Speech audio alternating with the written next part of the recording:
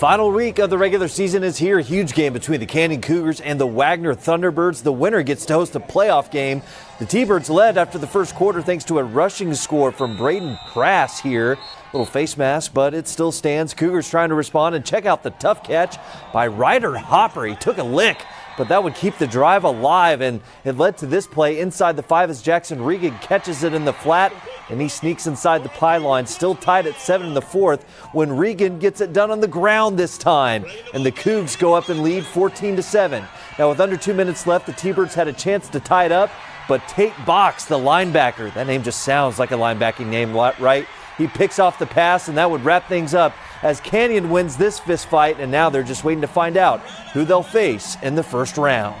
We've got a really tough by-district round, so I'm glad we have home field advantage. We got to regroup, figure out the mistakes we made against Wagner, which is a playoff team as well, and move forward and put the chips on the table. Yeah, what a job by Coach Nate Littard in his first year taking over there at Canyon High School. Well done by the Cougs. Playoff positioning so crucial to get home field advantage for that by-district round. Let's get back to the highlights. The Reagan Rattlers have home field advantage, looking to finish a perfect 10-0 regular season against the Brandeis Broncos. They were forced to punt, the Broncos were, and Cole Higbee comes up with the block for Reagan, and the ball bounces out for a safety. The Rattlers go up 5-0 at that point. They would add another field goal, and they're looking for more, but they fumble it on the doorstep. And Jacob Voss picks it up, and he's going 99 the other way. That made it 8-7. The Rattlers, though, go on to win 39-7. First undefeated season for them since 2015. Some other scores from the 6A level. Madison kept it close with Johnson, but the Jags pull away late and finish the regular season at 9-1. The Rough Riders defeat the Rams in a close one, Roosevelt winning 39-33, and the Warren Warriors in the season in the win column as they defeat the Sotomayor Wildcats 20-19.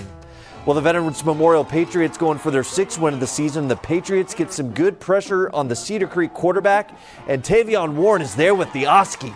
He says, follow me, there's going to be a party in the end zone. 38-yard return to go up 7-0. Later in the second quarter, James Peoples showing why he was going to be playing in the All-American Bowl on January 6th. He had 2 scores as the Patriots led 21-0 in the second. They cruised tonight, winning 35-7. Congrats to the Piper Warriors. They defeat Liberty Hill 33-23 and claim a district championship in just their second year of varsity football. Smithson Valley clinched last week, but they still rolled Seguin tonight 56-0. And the Bernie champion Chargers end up in the 4th spot in that district with Wagner and Canyon as they beat MacArthur 47-20. A TAPS championship on the line between Antonian and St. Thomas. They're from the Houston area. The Eagles jumped out to a quick lead with Luke Edgecombe taking the jet sweep around the left edge. He breaks a tackle and he's going to score. That made it 14-0. Then the Apaches offense puts together a nice drive as Jace Toscano scrambling around before finding Isaiah Fox near the goal line. He gets in, Antonio cutting the lead to 14-7, but St. Thomas comes away with the win 42-24. A couple of scores from the 5A level. The Highlands Owls in the season with a 19-9 win over Brack. Alamo Heights doubles up Sam Houston and completes another perfect regular season. Congrats to Coach Ritterman and the Mules. And the East Central Hornets leading San Marcos late 38-21 in the fourth quarter.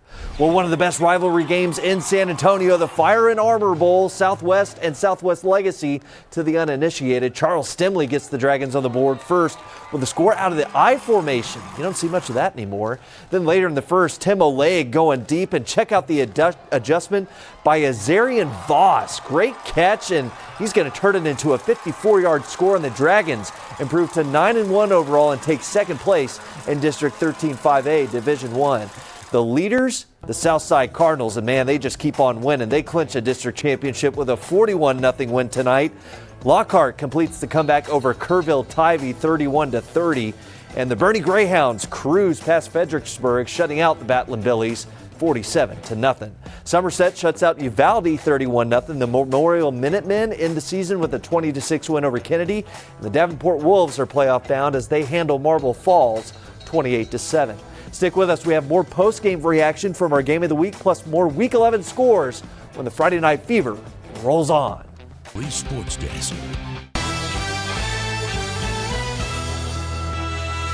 Welcome back. The Canyon Cougars dominate in the second half and win a close game over the Wagner T-Birds 14-7. Quarterback Reese Dietrich and his teammates tells us Coach Leonard gave his guys a pep talk for him at halftime, and it paid off big time.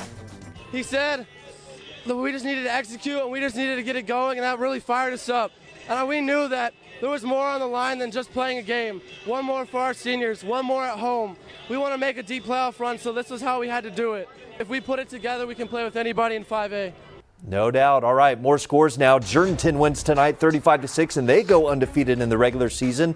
Pleasanton takes down Beeville Jones 21-7, and Lavernia with a big performance over Rockport Fulton 55-0, the final there. The Lytle Pirates beat Crystal City 28-15. The Hondo Owls crushed Poteet, shutting them out 40-0, and the Bandera Bulldogs beat Carrizo Springs 41-29. Stick with us. We'll wrap week 11 up right after this. Quickly wrapping up the regular season with some final scores. Blanco takes down Cole 41-14. Marion rolls past Luling 35-6, and Llano comes out on top over Ingram Moore 49-27.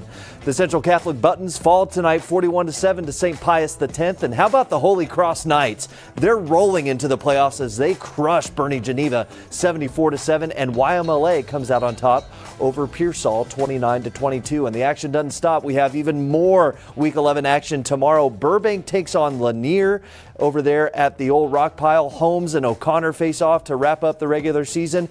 And then we have another great rivalry game, the Frontier Bowl, McCollum and Harlandale. McCollum needs a win to sneak into the playoffs. We'll see what happens there, so it should be a lot of fun. Well, that's going to wrap it up as we close the book on another regular season. Get ready. We're starting up with the playoffs next week. It's the bi-district round. We'll break down all the matchups and get that information to you as soon as we can. And until next time, for Matt and Betsy and everybody staying up late to put Friday Night Fever on the air, thanks so much. Have a great night.